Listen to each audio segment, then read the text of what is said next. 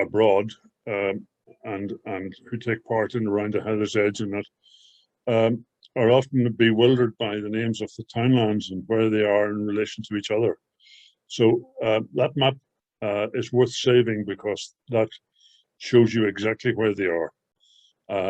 And it's on an east-west, north-south delineation. So if we look at, shall we say, the townland of Cabra, which is right there, that's where the A4 goes through, Cabra Flooding Station and all those places are. And then it, heads southwest towards Ballygawley. So that gives you an idea of the area we're talking about. And one of the things that's always fascinated me has been the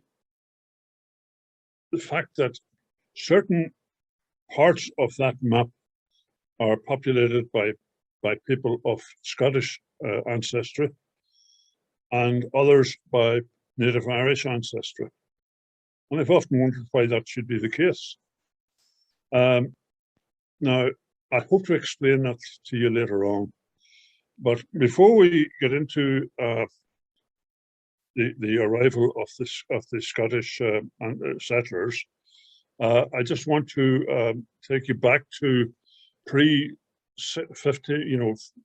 This is roughly 1590, a map drawn by one of the English travelers at the time, and this map shows Lough Neagh here in the center or center right, and you can see that in fact the map is rotated through 90 degrees, so that north is to your right and south is to your left, and west is to the north.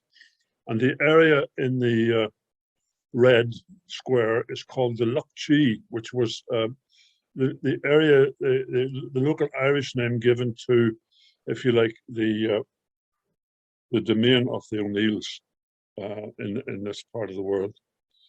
So you can see, as well as that, that in all of that whole area, there is not one town. And that was typical of the landscape pre the first plantation, that the idea of having towns was not something that the native Irish were familiar with. And that is largely due to the fact that the Romans didn't visit or invade Ireland at any stage. So they weren't, the Irish were not influenced by the way in which Rome settled certain areas and whereas say in England and Wales, they tended to follow the Roman ways. So again, we'll go back to the map, and this is a map that was drawn in 1609. Rephrase that.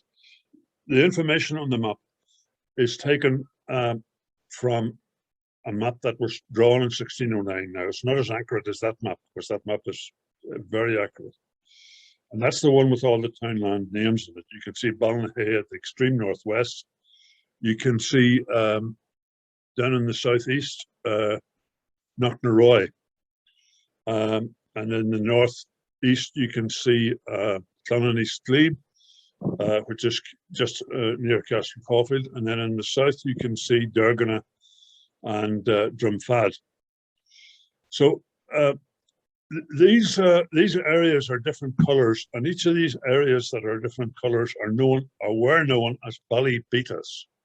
And Ballybeata was a division of land that was controlled by a family, a subset of the O'Neills. Okay, so if we look at the grey area, that was Clonaneese, and that was under the control of the MacDonalds. And then you have the red area, which is called Donald Umptra, and that is the Donnellys of Castle Caulfield, the famous Donnellys of Castle Caulfield. Ballyrea is the light blue on the west of the area, and that was also under the control of the MacDonalds. And then The green townlands are what were known as Erina townlands. That means they were the property of the church. And the production and whatever that came from those townlands went towards the upkeep of the local church. And I presume whatever religious presence there was at the time, mostly in the form of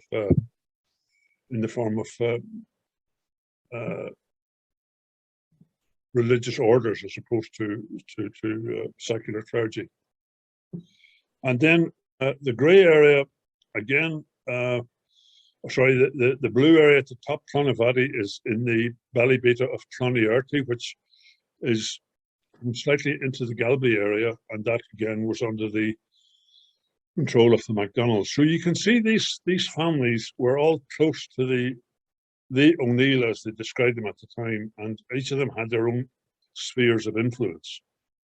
And then the people lived within that, and they knew who the local boss was, and what he said went. And but there was no, as we understand it, there was no ownership of property. Property wasn't delineated in acreage or maps in the way that we would do today. And the reason for that was that society in Ireland at the time felt that the land belonged to everyone, a bit like the American Indians. That nobody owns the land. The land is is there to sustain us, and we shouldn't overexploit it and that sort of thing. So that changed everything in terms of who owns what and who controls what. So here we have a recording in the annals of the Four Masters of a row, or an internal row, that blew up between the O'Neills and the O'Donnells in Donegal. And the O'Donnells came down, right down into almost Dungannon. And they, as was custom at the time, they invaded the area and stole cattle and burned whatever property they could get their hands on. And one of the things that the O'Neills had was a beautiful herb garden. And you wonder why they would have kept such a thing, but that gives us an insight into the sort of more sophisticated diet and lifestyle that they had than perhaps we give them credit for. And they encamped on the one side of Carnteal, and they killed and destroyed a number of cattle, created other great depredations. So after plundering the place, they went back to Donegal. And that is, I suppose, how shall I put it? That would have been typical of what happened in the 14th century, because this is what the time we're talking about. It was notated by the annals of the Four Masters in the 16th century. And they were actually recorded by monks up in Fermanagh. Now, if we move on and we look at some of the local Irish names that we are familiar with, we have the O'Neills, of course, which is the Inel in Gaelic, the Devlins or the O'Devlins, the Nugents, Macinchan, Kellys, the O'Kelly, Quinn, O'Keenya, Daly, O'Dawley, McBride, McGill of Regia, Doran, O'Joran, Fox, MacShunny, Goodwin, McGulrick, and Skevington, MacSkinadora. Before I go any further, I apologize that there are no fathers or accents on these names, because in a computer, I just don't know how to do that. So you just have to, there's always a fada above the O in most of those names. The McKennas then are McCunny, Lafferty's O'Lafferty, the Hollands O'Halloin, Lachran O'Luchran, Begley O'Begliach, Cush McCusha, Husker McOscar, Donaghey McDonagh, McCrory is McRory, and Mullen and Malin are O'Malley. So those are names that, you know, flow off the tongue even today. You know, the names we find in Killeeshil and the surrounding areas.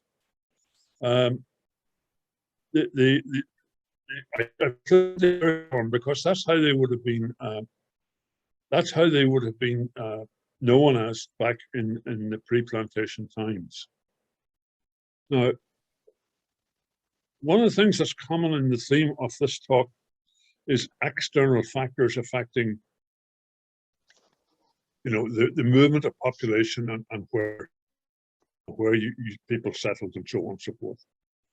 So one of the first really important events that took place was the 9 Years' War from 1593 to 1603.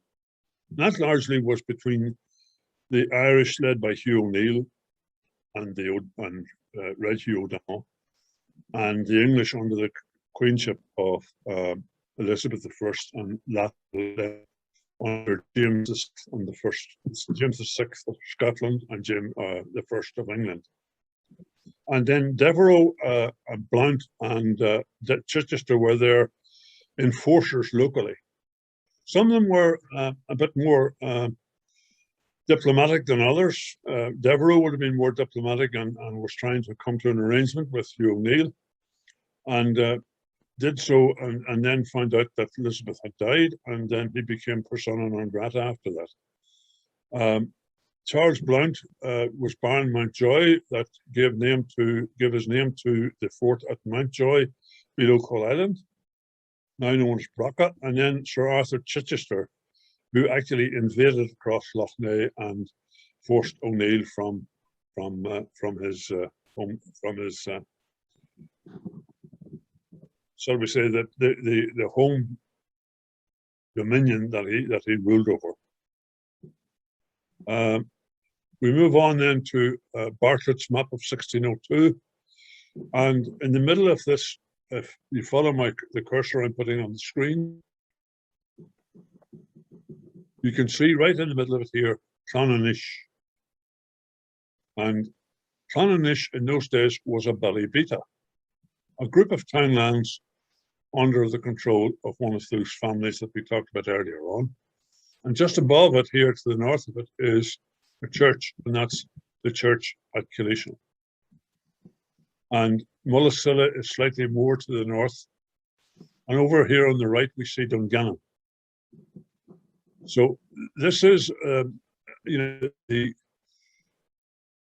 map, I suppose, really before any settlers came to Ireland from overseas.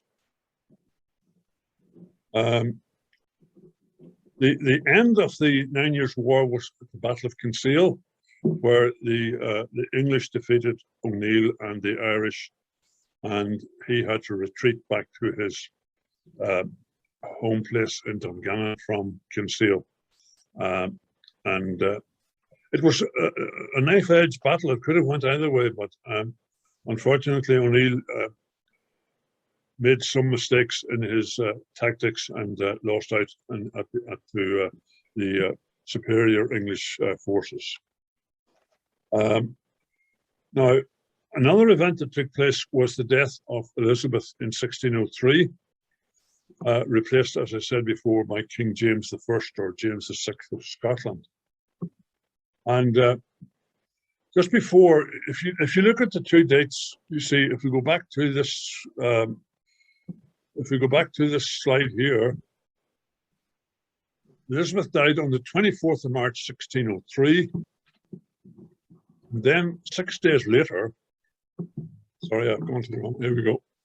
6 days later, on the 30th of March, the Treaty of Mellifont was signed between the Irish and the English.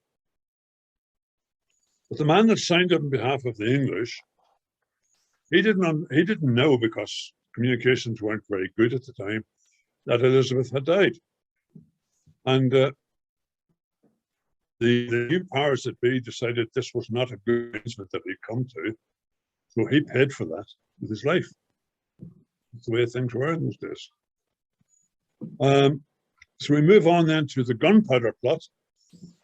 which was again an external event that had nothing to do with anything local, but it was, if you like, the last real rebellion by the Catholics in England to usurp the crown and put a Catholic monarch on the throne. And of course, we all know the story of the gunpowder plot and how it was discovered and so on and so forth, and how the plotters were all hung, drawn, and quartered in London. But all these events then, you know, that were eventually got back to O'Neill and O'Donnell, and all it just really said to them was, look, that's it. We're no longer in control here. We need to get out of here. So they went to Rathmullen and Donegal and took a ship to the continent. And basically, this is like a watershed moment in Irish history, in that it was, if you like, lopping the head off the Irish aristocracy. So that leadership then, in effect, it was exported, and the population was left largely leaderless for quite some time. And under this new arrangement, when the O'Neill left, King James I established plantations, which were private and state-sponsored. Privately planted occurred mostly in the east of the province, in counties Antrim and Down, and surprisingly in County Monaghan. But the rest of the province of Ulster was established by King James I in 1609. So that is in Tyrone. There's obviously in the centre of that. Most of you, I'm sure, are familiar with the outline of the Tyrone county, and that basically tells us that there were no settlers from anywhere in Tyrone other than perhaps a few English settlers who arrived shortly after the Battle of Kinsale. And then we look here at this map, which is a selection of baronies that the English decided to split the countryside into. And you can see up in County Derry there, you have Lochansholen, you have Keenath, Kerkieran, and then in North Tyrone you have Strabane, West Tyrone you have Omagh and Clogher, and locally here the barony of Dungannon. And of course in the circle is Killeeshil Clonaneese. And these are the baronies on the parishes of Tyrone set up by the new Church of Ireland, the Church of the Ascendancy, or if you like, who how can I put it, who had the control and the wherewithal to run the country. You can see in this little spot here, right there, is the civil parish of Killeeshil. The Catholic parish, as we know today, is much bigger than that.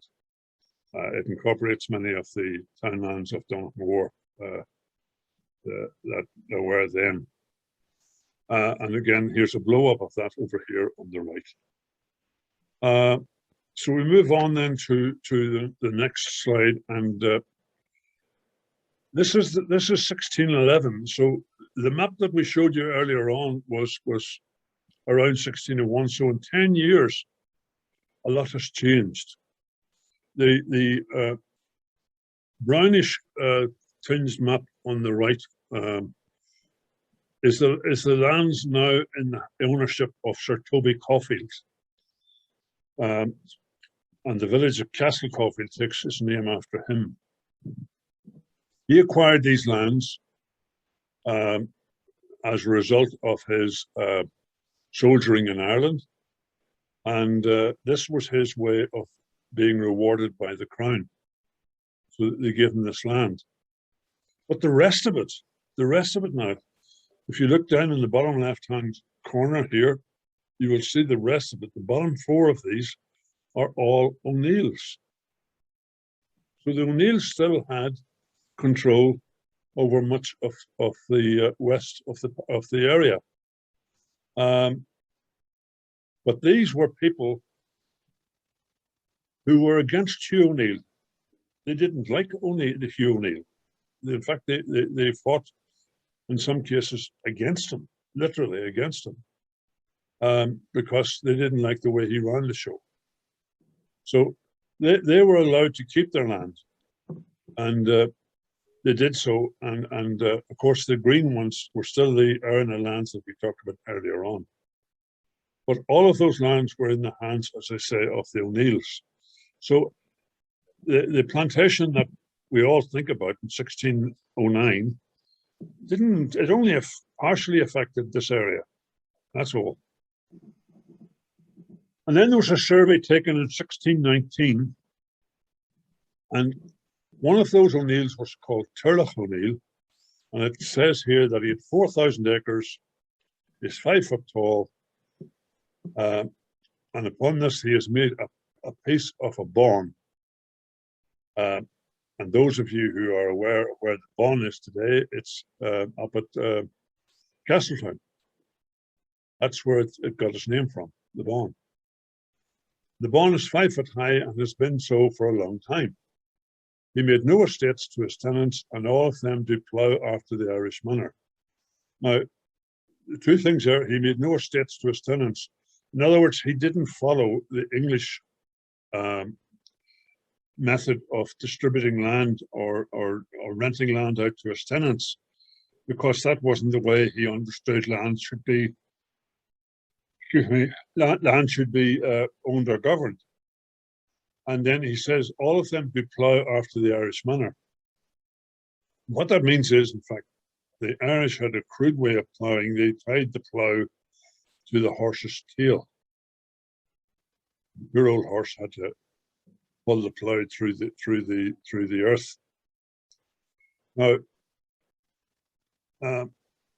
later on, Sir Toby Caulfield hath 1,000 acres. Now, that would equate today to probably around 3,000 acres, whereunto is added besides what were certified by Sir Josias Bodley. He's the guy that drew them up. So they go on to describe this great house that he built in Castle Caulfield, the remnants of which we can still see today, and a stone bridge over a river and a lime kiln and stone with strong buttresses for the supporting of it. He also installed a watermill for grinding corn, and it's the fairest building that I've seen, according to Pinner. And near onto this bawn, he has built a town of which there are 15 English families who are able to make 20 men with arms. So in 1619, that's the first indication we have of people from what's now Great Britain coming to the locality. And they were led by this gentleman here, Sir Toby Caulfield, born in Oxfordshire in 1565. He served with Frobisher and Sir Walter Raleigh and was commander of the fort in Charlemont. He took a major part in the defeat of Hugh O'Neill and was given custody of O'Neill's son, Con. And the reason for that is that he was using that O'Neill's son as a hostage. In other words, you make a wrong move, Hugh, and I've got your son. So he was granted 1,000 acres of land in Ballydonnelly, which is now Castle Caulfield, in 1610. He built as we know, he built the manor house there, and 15 English families settled in the nearby village. He was a member of the Irish Parliament from 1613 to 15, and he acquired then, in the later years, 25,000 acres in various Irish counties. He died in 1627 in Dublin. So this man came to Ireland and made his home, but he He enriched himself to a great extent, but he was obviously, apart from being perhaps a decent soldier, he was also quite a shrewd businessman. Here we have some of the muster rolls that were taken in 1630, 10 years after the plantation was made. And these are the people that lived, I suppose, really in Cashel Caulfield. So here we have names that are not familiar to us even today. Caxorn, Hayward, Knowles, Owen, David, Eels, Howard, Dory, Pepper, Stewart with a D, not a T, because that was an English way of spelling it, and Hamwell. So these are the people who lived in the village of Cashel Caulfield. We move on, and 20 years after this, the Irish were continually losing control of the lands that they did have, because they were, how can I put it, encouraged to take out mortgages on their property. And then when it came to paying it back, they didn't understand that they had to make these regulations. Perhaps they didn't choose not to, but in so doing, they ended up forfeiting the lands. And this caused a lot of friction between Sir Phelim O'Neill, who was the more prominent O'Neill of the time, controlling the west of the area that we looked at earlier.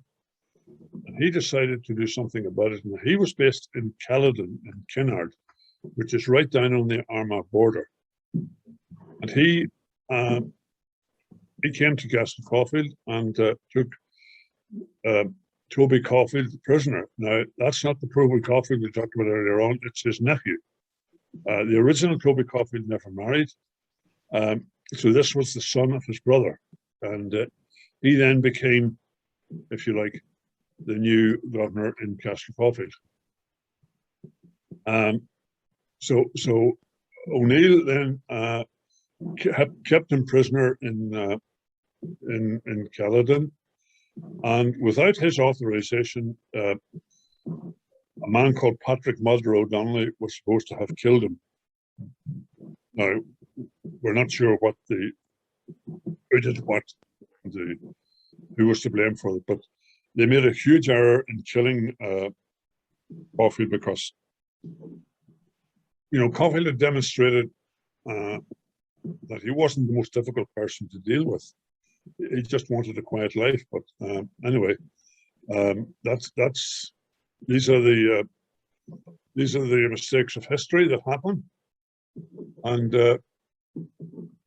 then, as a result of the 1641 rebellion, there was quite a bit of revenge taken by the native Irish on some of the settlers, but not quite as, how shall we say, not quite as extensive as some of the pamphleteers in England had claimed. These pamphlets were circulating in London that thousands of settlers were being slaughtered, men, women, and children, right, left, and centre. And when it was actually worked out, there were more dead than actually settled the place in the first place. So this is the beginning of, if you like, England making an empire. And like many people, and we see exactly the same thing happening in the Ukraine today. What you do is you put out your version of the truth, even though it's not even close to it. And that becomes the accepted wisdom. And you persuade the people that you want to persuade that this is, in fact, what has happened. But, further investigation to this, and I think we had a lady from Donegal who explained all this to us, that, some of it was largely exaggerated, very, very extensively exaggerated. But the fact of the matter is, you know, it's not the facts that the way, it's the way you tell the story. That's the way it's often influences people. So we move on then, and all of this is a down survey taken in 1656, another 10 years of a jump, and we see that some of these townlands that were previously in the hands of the native Irish have been forfeited. And you can see here, one of them is Killeeshil, townland there. And then up here, I think, is that Akenduff, I think? So some of these townlands then became the property of English servitors and what have you. And again, this is a record of the townlands that were taken was Killeeshil, Eskra, Akenduff, and Tullyvannon. You can see that here, the size of the acreage and so on and so forth. And this is an explanation as to why these lands were forfeited. So then in the end of the Cromwellian period, now Cromwell didn't come north, and many of us probably are saying today, thanks very much that he didn't, because he was a ruthless operator. And when he actually died and his son took over as Lord Protector, he was replaced then by they got tired of him and they thought, right, we better get the king back on the throne. So King Charles was brought back. And despite the fact that many of the leaders and supporters of the rebellion of 1641 in Ireland were Stuart supporters, they wanted Stuart back on the throne. That would be Charles I, Charles II's father, and they would have taken the side of the royal family in the Civil War in England. But Charles, in his wisdom, decided to thank them for that by taking all of their land, as much as he could get his hands on. But he was governed by the debt that he had incurred. He was a spendthrift and just had no control over spending money. And you know, wherever he could get land, it didn't matter who he took it off. He just decided to do it. So what he decided was that those who were taking part in the rebellion and so on and so forth, if they surrendered the time allowed, they would be pardoned for life, but lose up to 2/3 of their estate. If they didn't surrender within the time allowed, they could stand to lose all their lands and even their lives. And if they were of the Popish religion and had not taken any part in the wars, they would still lose 1/3 of their lands unless they'd actually fought for the Parliament.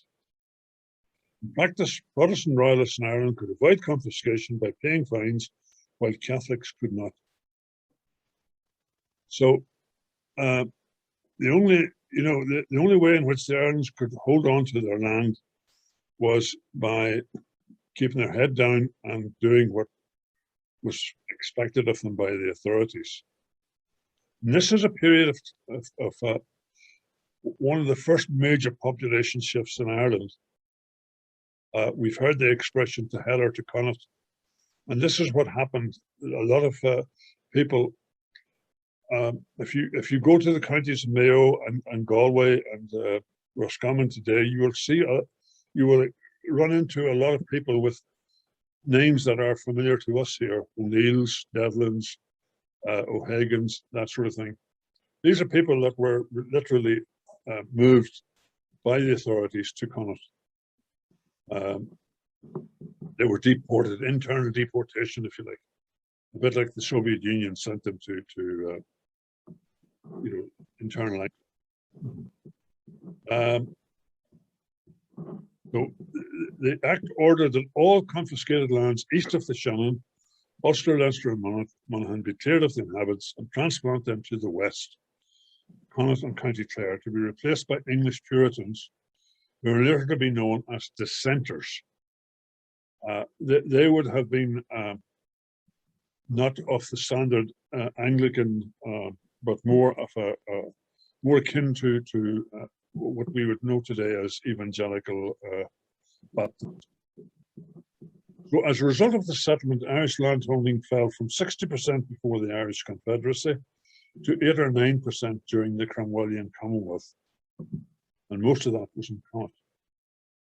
A number of former Catholic landowners also saved their lands by converting to the state religion. So again, you know, that was another form of pressure that was being used. So then we had a survey after all this was done in 1665. And here we have two small parishes of County and Killeeshil. And here on the left column, the name of the proprietor and his qualification: Thomas White, Esquire, English Protestant. And down below we have William Lord Caulfield, English Protestant. It's an interesting that they choose to put the religion of the proprietor. Here we see, you know, all the town lands that they controlled. Again, we go to Cabra, and we have William Groves, who is the owner of that. Thomas White then owns Faislusha, Farther. I think that Nashi is Session Nashi, which is part of Faislusha today. Cheers place to you and I. And then we have the Lady Mary Margaret Caulfield, and she gets Cullentraw,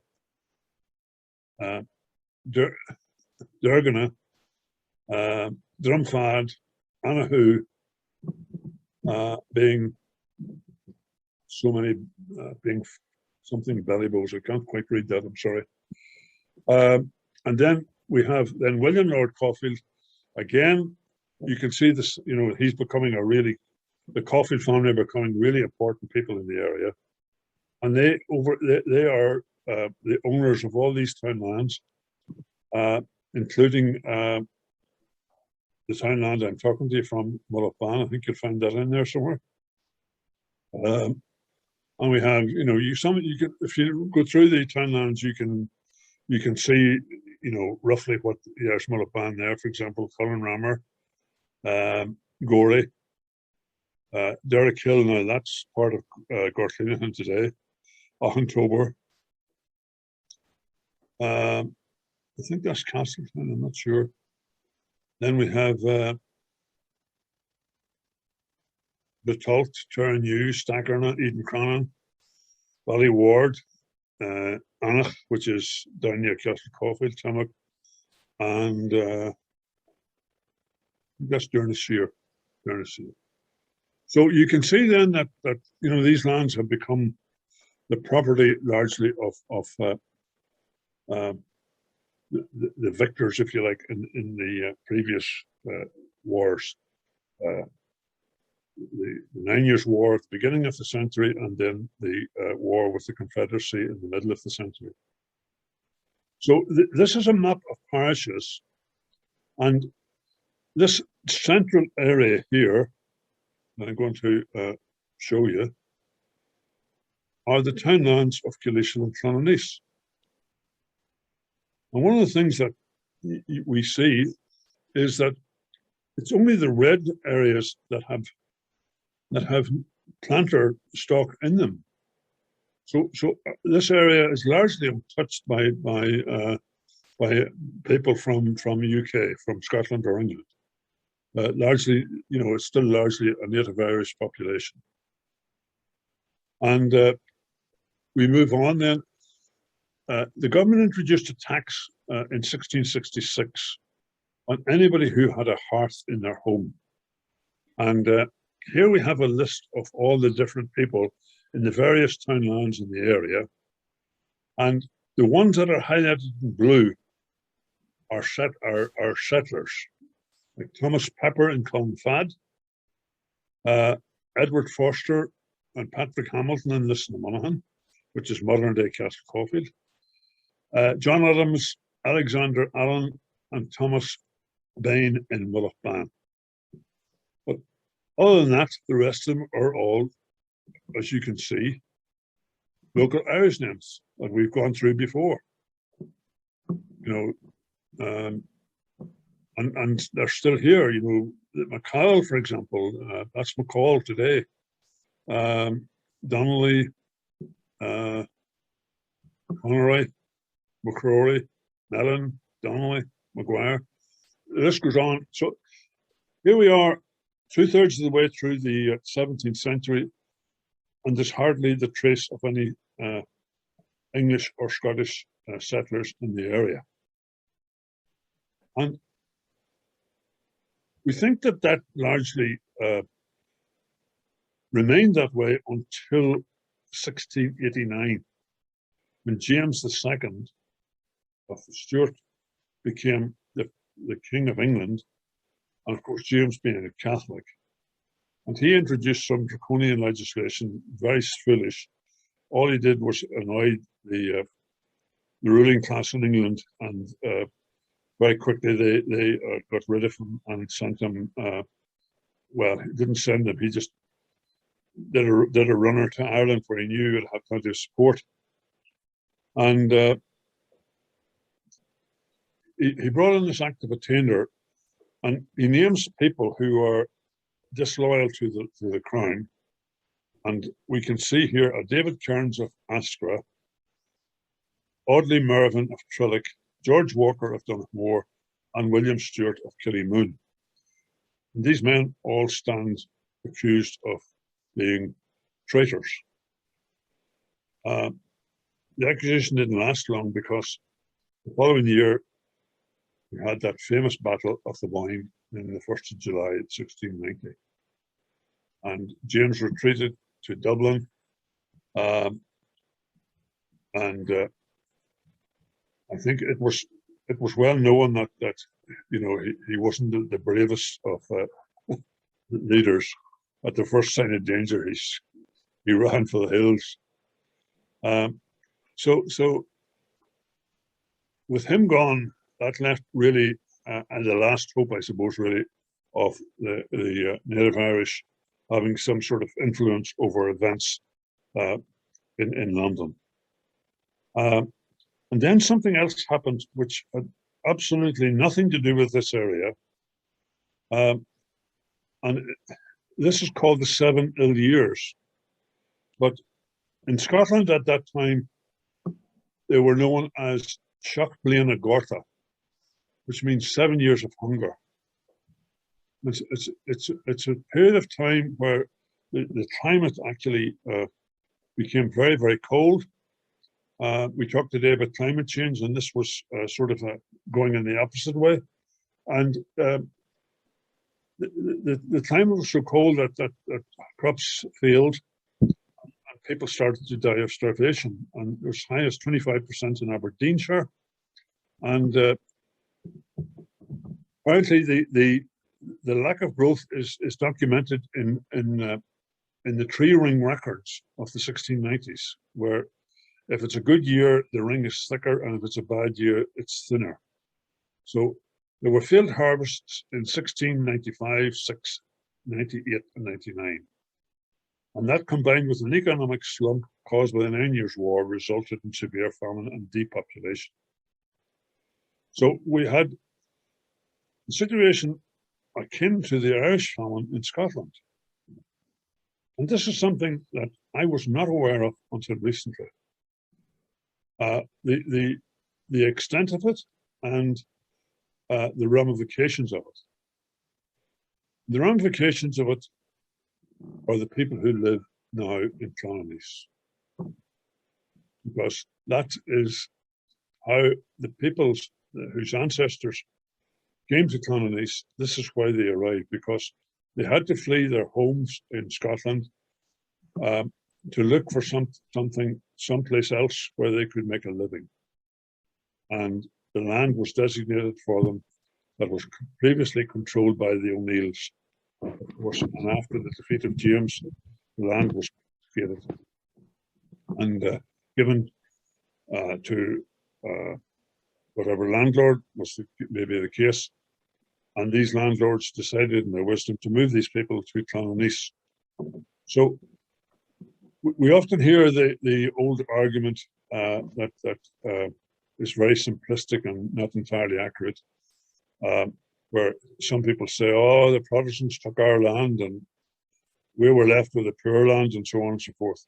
To a certain extent, there's some truth in that, but largely the people who actually moved into the land had nothing whatever to do with the decision. That was just something that happened because they were suffering the effects of famine in their own country in Scotland and were moved by the lairds in Scotland to Ireland.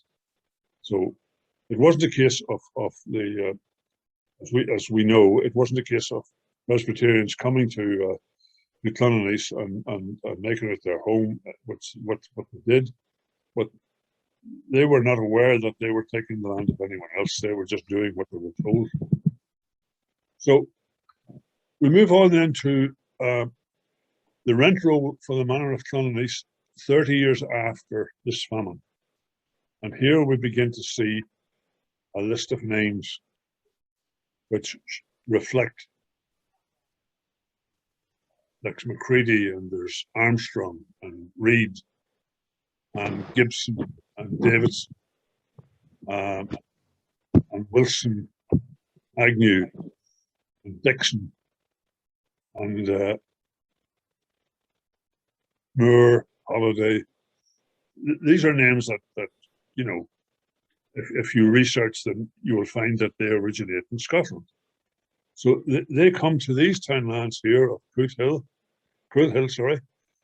the Sverty, Clontifallow, Mullerudden, Riscatareth, Mullicar, Eden Tyrone, Cranslach, Castletown,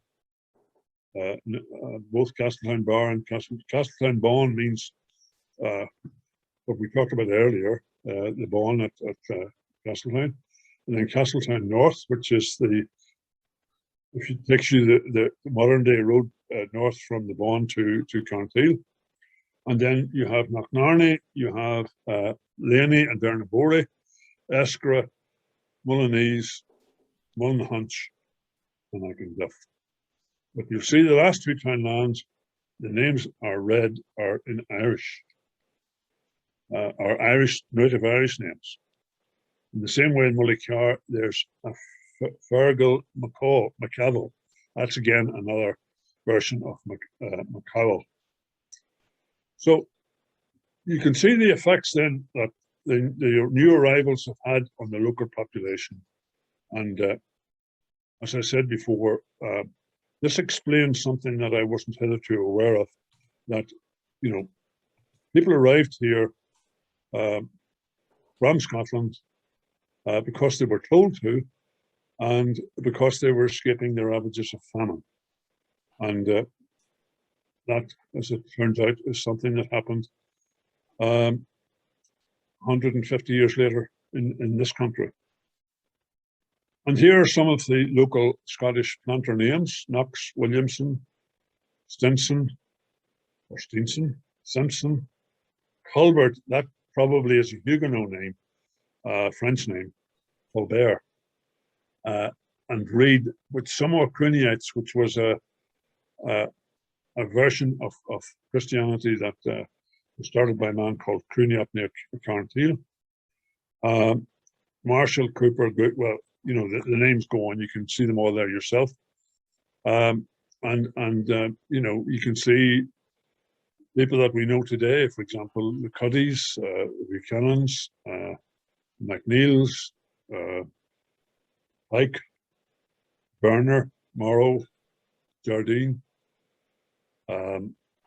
Simpson, Williamson, Knox. Knox, by the way, is an interesting name. The Gaelic word for hill is Croc, C-N-O-C, and anglicized to K-N-O-X.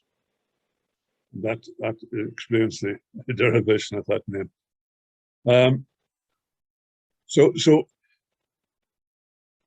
that in effect explains why in the townlands, basically from Quince Corner all the way to Carnteal, we have this tract of land that is largely populated by descendants of the original Scottish planters, whilst the rest of the area is a mixture of Anglicans and mostly native Irish Catholics, as I'm talking about today now.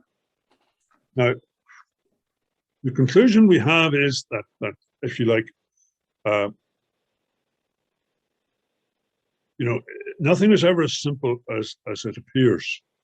And as I said earlier, external factors are a big part of how we have arrived at where we're at today. Another reason for certain names, say for example in Balnahay and Buckets and places like that, these were townlands that weren't really populated until the mid 1700s, because they were largely not very productive agriculturally. But because of the burgeoning population that Ireland was experienced in the 18th century, the area in the east of the county, down near the Loch Shore, many of the people down there had to move west. Were moved west again, a bit like the Scottish settlers. They were moved west up into Balnahay and places like that. And when I was doing my own family history, I found out that my mother's name was Conlon and my grandmother's name was Cusker. Both names synonymous with Ballinderry down on the Loch Shore. So that just shows us that, it's not, people move for different reasons, and they don't move. In those days, they didn't move voluntarily; they were forced to do so. That burgeoning population that I talked about, we did a population survey. I think 7-8 years ago. I say Jonathan Gray largely did it, and Jonathan came up with a study of the number of people that lived in each townland under the census of 1841, just before the famine. And the total number of people living in the 62 townlands at that time was 11,500. Then we looked at the last census that was available, and we found that the population in the same townlands in 11 was just 1/3 of that. And that gives you some idea of what famine does, and these external factors that I keep telling you about that have nothing to do with the effect of weather, the effect of crop disease, different other things that we didn't have control over at that particular time.